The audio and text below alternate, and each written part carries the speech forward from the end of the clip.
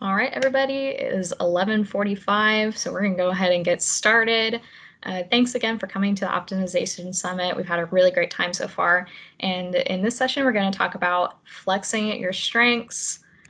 Let's make sure I can control the presentation. All right, here we go. Hi, my name is Elissa Ungerman. I'm an Experiential Programs Assistant at the University Career Center. And on the call with me is my team member, Aimee Howell. She's also an Experiential Programs Assistant. And we work together on internships and improving internships for academic credit. But that's another story for another time. Today, we're going to learn how to leverage and communicate your best strengths so you can secure the internship or the job that you want. And some ways that this can come into fruition is in your resume, your cover letter, your application materials overall, and in your interview. So just some of the outcomes that we're going to talk about. We're going to talk about how we can use the Career Readiness Competencies framework of the National Association of Colleges and Employers, or NACE. And we're going to discuss the importance of identifying your core strengths, explore why companies care about students exhibiting these qualities, and learning how to communicate your strengths within the NACE Competencies framework, whether it's on paper or in an interview. So just really quick, we're going to talk about how we are going to identify these strengths. So just quickly, an overview of this section. We're going to look at these competencies that I mentioned a little more in depth, how to assess your strengths, and then how to reflect and practice upon these strengths. So in brief, these are the 8 competencies of NACE. And again, that's the National Association of Colleges and Employers. This is kind of the general association that we as professionals work under when we're providing career services. They recently changed, so these are completely new and updated. And again, there's 8 of them. So let's get into the nitty-gritty of these competencies. So to start out, we're going to talk about career and self-development. And this includes continual personal and professional learning, the awareness of your strengths and your weaknesses, navigating career opportunities, and how to network to build relationships within and outside your organization. And the next is leadership, recognizing and capitalizing on personal and team strengths to achieve organizational goals, inspiring, persuading, motivating yourself and others under a shared vision, and serving as a role model to others by approaching tasks with confidence and with a positive attitude. For the third one, we have communication. This is kind of a no-brainer. You want to be able to clearly and effectively exchange information, ideas, facts, perspectives, with people that are in your organization or that are outside of your organization. Maybe you're talking with partners or stakeholders. So it's important to be able to communicate clearly and effectively. You also need to be able to understand written, verbal, and nonverbal or body language cues. This could be a cultural factor too, but in the United States, all of these definitely come into play when we're talking about communication. So it's important to learn how to communicate properly within your certain work setting and kind of learn what the culture of communication is. Also, being able to promptly inform relevant others when you need guidance on assigned tasks. Sometimes we have problems asking for help, but we want to make sure that we can reach out and ask others when we're falling short. The fourth one is professionalism. You want to know how work environments differ. Like I said, every work environment is different. So along with figuring out the communication style within your work site, you also have to navigate what professionalism looks like. So I know for our office, we kind of run a more business casual type of work, but maybe in a law office that would look different, where people are in the full suit and ties, dress shoes, just dress up to the nines. So what does professionalism look like when it comes to communicating, when it comes to the dress style, etc.? You also want to be able to understand and demonstrate these effective work habits. So again, just what the culture looks like, what the work culture comes out to be within your work environment. Sometimes a work environment is more laid back than others. So you have to be able to adjust and meet those professionalism standards. Next, you want to be able to act in the interest of the larger community and the workplace. That's also kind of a no-brainer. Being professional is working in the best interest of your company or your organization. And then, of course, you want to consistently meet the goals or even exceed them at times, so you can meet those expectations appropriately. All right, next is critical thinking. So you want to be able to identify and respond to needs based upon an understanding of situational context or logical analysis of relevant information. So to put it shortly, you just take time to think about things. You know, you don't want to make any last minute or rash decisions. Make sure you kind of plan out your thoughts and really think about the decisions that you're making, because sometimes a rash decision is not the best decision.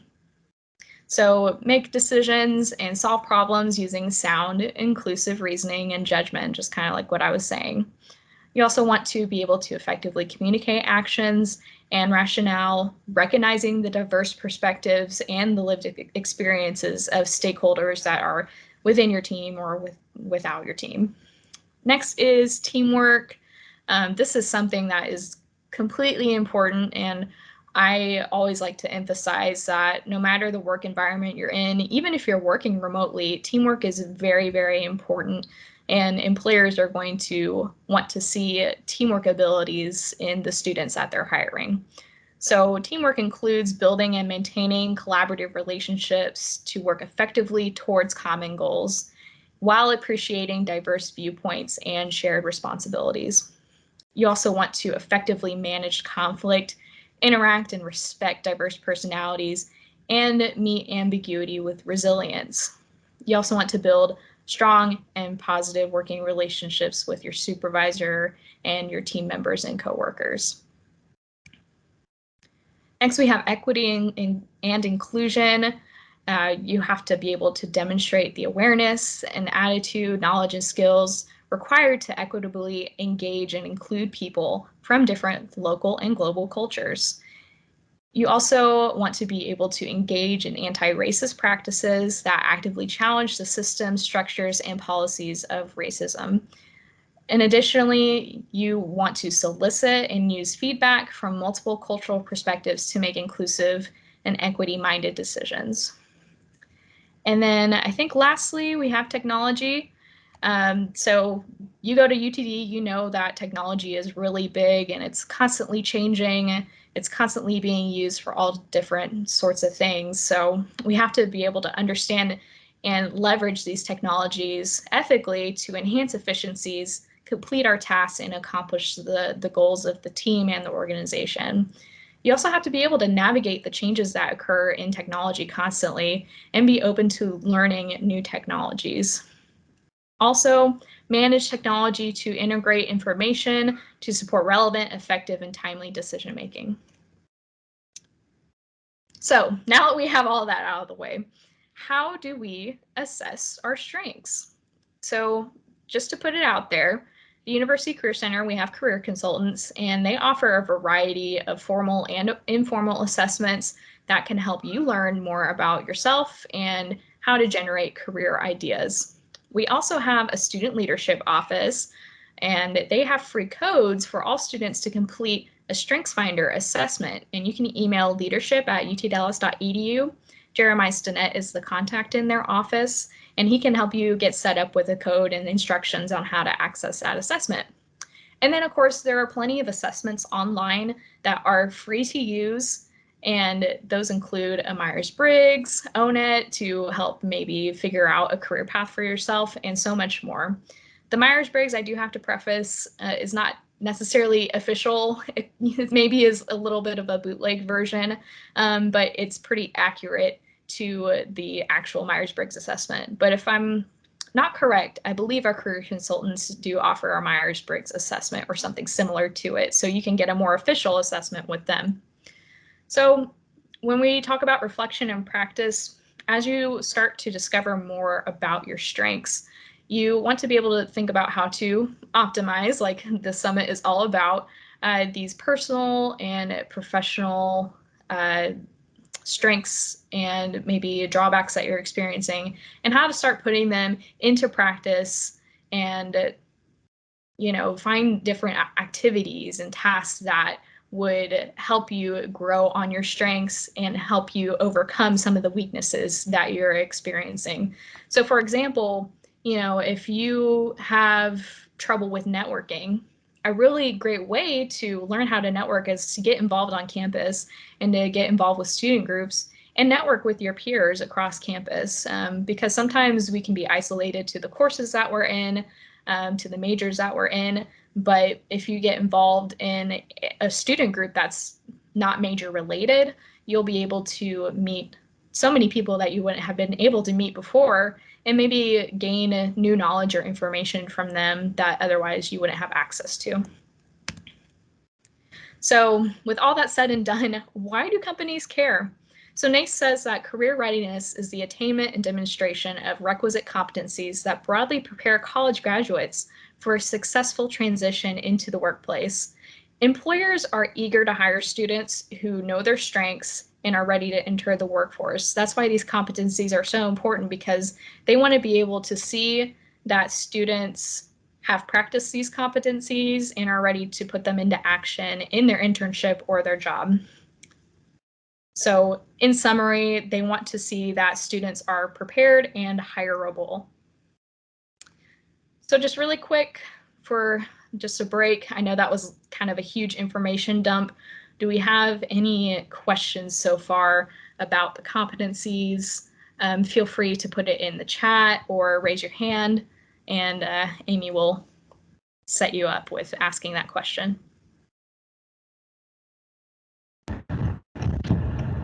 No questions so far, Elissa, but. Okay, perfect. If you see me looking over, I'm looking on my phone so I can see the chat still and make sure that I see people. Oh, how can these skills be conveyed on a resume? So great question. We're actually about to get into that. So hold your horses, but I'll get to you in a minute, Purvi. So let's go ahead and move on so we can get to that. So how to communicate strengths. So keywords are everything. That's the best way I can answer your question.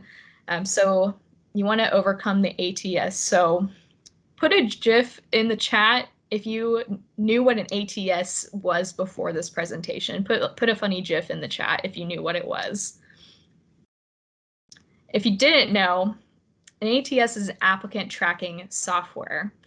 And this is a software that picks up on these keywords in your resume and your cover letter and any other materials that you're putting in your application. Maybe there's a short answer that you had to fill out.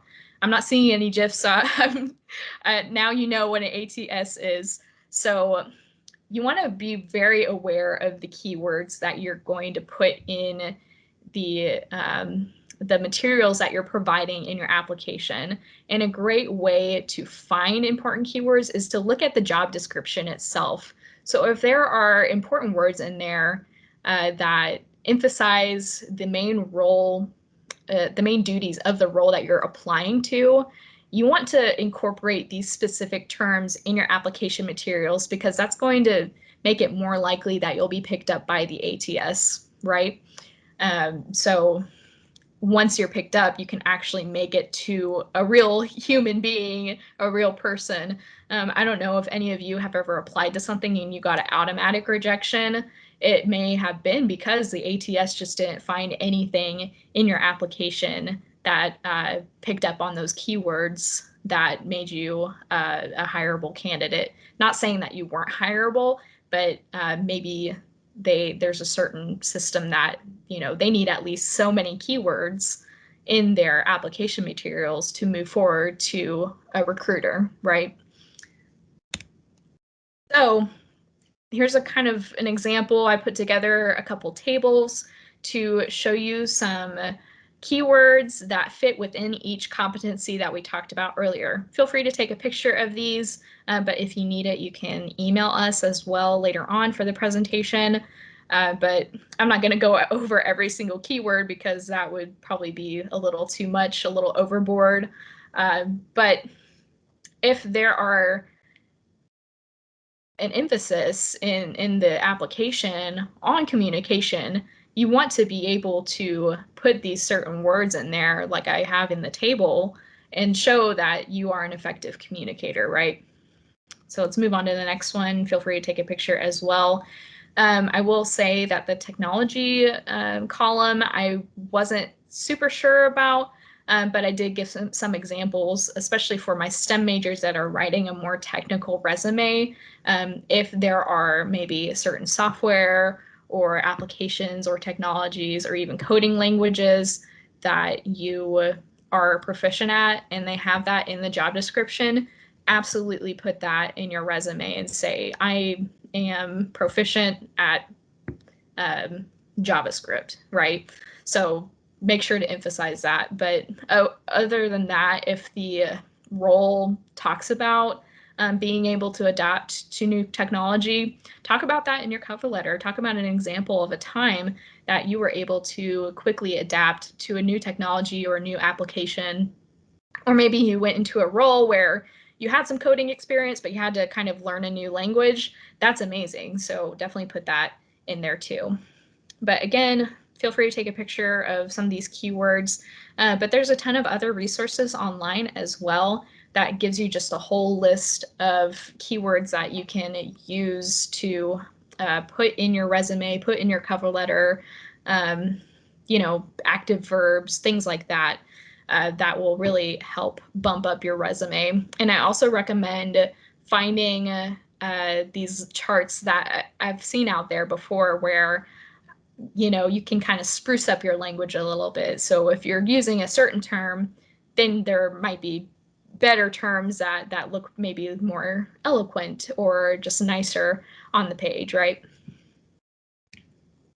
Okay, so I want everybody to go over to menti.com. You can do this on your phone or on your desktop.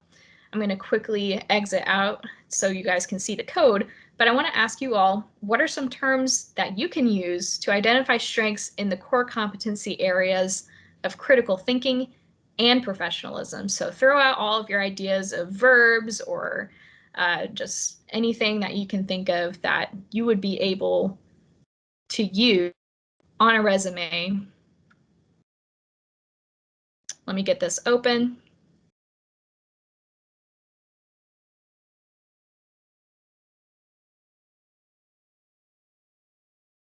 Oh, here we go. Okay, awesome. Nice. All right, I see. Investigate, organization, analyze. That's really good for critical thinking. Punctual for professionalism is perfect. Emotional intelligence. I like that a lot for professionalism. I think sometimes we're afraid to talk about our emotional intelligence, but it can be really important and conducive to a positive workplace. Accountable, that's amazing too. I love that word, accountable. Time management, of course. Created is great for critical thinking too.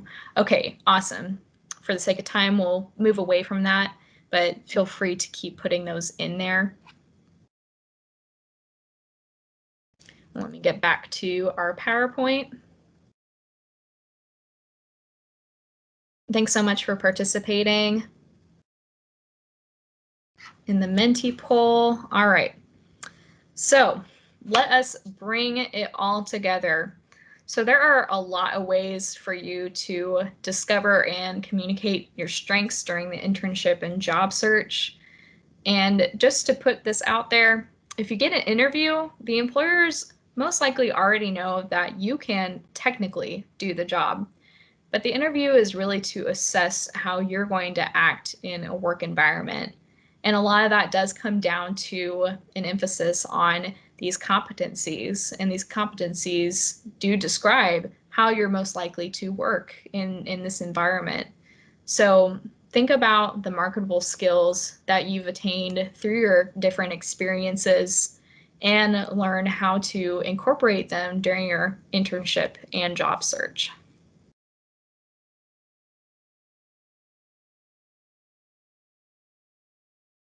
All right, so we'll move into Q&A again. So if anybody has anything, feel free to put it in the chat, or you can raise your hand and Aimee will call on you and make sure that you turn your mic on if you'd like to ask a question that way. Nothing so far, Elissa. Okay, I think I just saw one come in. How many strengths can be put on a resume? As much as can fit, honestly. You don't want your resume to be overbearing, but I would say within each bullet point that you're putting under a work experience or a volunteer experience. So if you know what I mean, you have kind of like your job title, and then you have the bullet points under there to describe what you did in that job or that experience. I would try to use at least one or two per bullet point.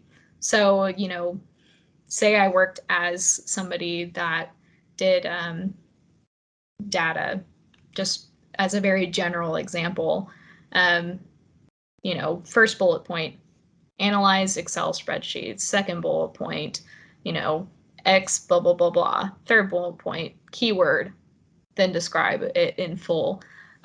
So definitely as much as possible. And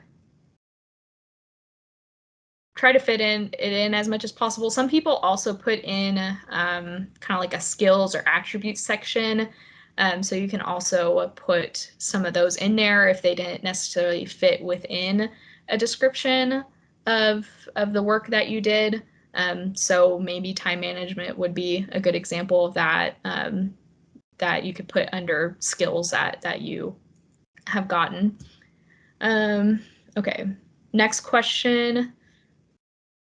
Is it better to demonstrate all 8 of the competencies or focus on a few key strengths? So I think it is better to be a well-rounded person. And the point of the competencies is that you are able to demonstrate each one, but you don't have to be a master at all of them. I don't think any of us are really. So like I said earlier, know where your strengths are already. So maybe you are a master of some of them already. Maybe it's even more important to focus on some of your shortcomings, if that makes sense. So maybe if you aren't as good of a communicator, that is something that would be worthwhile to focus on growing your skills within that competency, right? How can these skills be conveyed if a student has limited work experience? That's a great question. You definitely have to put yourself out there a little bit and gain some sort of experience. Volunteering is a really great way to do that. And we have a great office at UTD, the Office of Student Volunteerism. We've done stuff with them before, and they offer just tons of opportunities for you to get involved on campus and in the community. And it's a very easy, low commitment way to gain some experience. And volunteering really looks great on a resume. So through that volunteer work, you do learn things like teamwork and communicating. So really, no matter what you do, there is a way to translate it onto your resume and figure out how to professionally communicate these experiences that you've gone through. On-campus student involvement is another great example. Like I mentioned earlier, the Office of Student Leadership, Jeremiah Stinnett is a really good person to get in contact with, and he can kind of help you figure out how to leverage these on-campus experiences and use them to really demonstrate these skills on your resume as well. I know for myself, I did student leadership and I had an internship in grad school, but that was kind of all I did. So I also didn't really have that much technical work experience before I went out into the workforce. But I feel like I was able to leverage these experiences as best as possible by writing a well thought out, detailed resume with these keywords that fit the job descriptions that I was applying for. So another thing too is don't just have a general resume. You might want to tweak it for every job that you apply for, right? Yeah, it takes a little bit more time, but I think it's worth it in the end. So you are picked up by the ATS and you can get through to recruiting and human resources. Okay, I think that's it for the questions so far. Yeah, no problem, Purvi. All right, I'm gonna go ahead and just give you our contact page. So we're in SSB on the 3rd floor. When you go up the stairs, it's to the left once you get off, and we're in Suite 300. There's our website, career.utdallas.edu, and our email is careercenter@utdallas.edu, and then that's our phone number. Feel free to contact us in any way. A lot of us also have appointment options available on Handshake, so if you haven't really used Handshake yet, please use it. It's a really great resource, and there's just so much on there that you can find jobs on and off campus, internship opportunities, career resources in general, access to events that we host, that the JSON Career Center hosts, the Johnson Career Center as well. And yeah, it's just, there's a plethora, there's so much, I can't even cover it all. So I'll go ahead and say thank you so much for coming to the Optimization Summit. And as Aimee posted, we have closing remarks right at 12:20 at the end of our summit. So be sure to go and check that out. And again, thanks so much. I'll stick around for another minute or two for any questions that come up. You can, turn your camera on, say hi, whatever, but feel free to move over to the closing remarks section. Thanks, guys.